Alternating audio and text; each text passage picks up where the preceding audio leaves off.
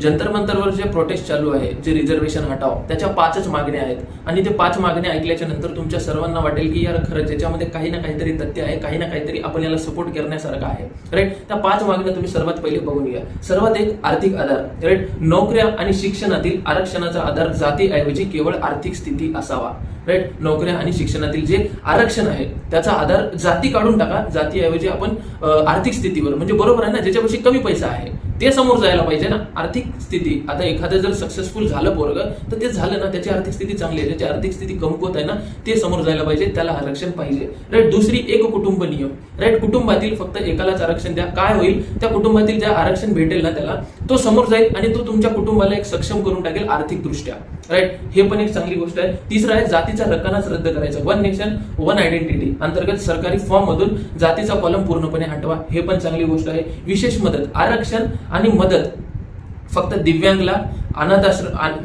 फक्त दिव्यांगला, अनाथांना आणि जे शहीद झाले ना त्यांच्या कुटुंबाला पाहिजे. किती चांगली गोष्ट आहे बघा ना.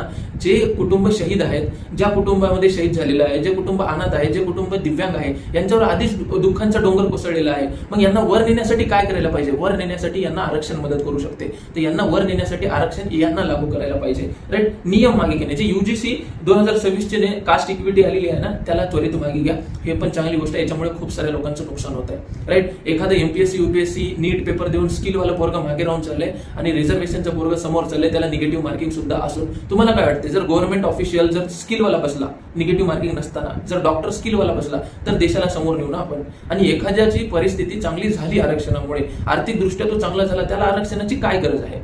खरंच ज्याच्या SC ST कास्टमध्ये जे गरीब आहेत, आर्थिक दृष्ट्या खूप कमकुवत आहेत, त्यांना तुम्ही आरक्षण द्या.